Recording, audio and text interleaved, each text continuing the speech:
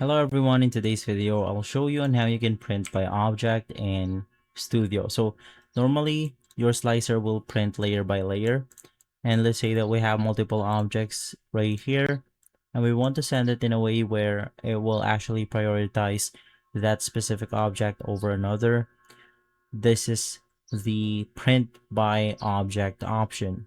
Now to go ahead and set it that way, you want to click on the others option, scroll down, and we have special mode. In here, you just want to look for the print sequence. And instead of by choosing by layer, you want to select by object. Click on yes. And now you have to adjust the spacing of your objects right here accordingly. And if we simply click on the slice plate option, we'll be able to go ahead and print our objects individually. And so guys, if this video has been helpful, leave a like, subscribe, and follow us for more videos like this. Thanks for watching.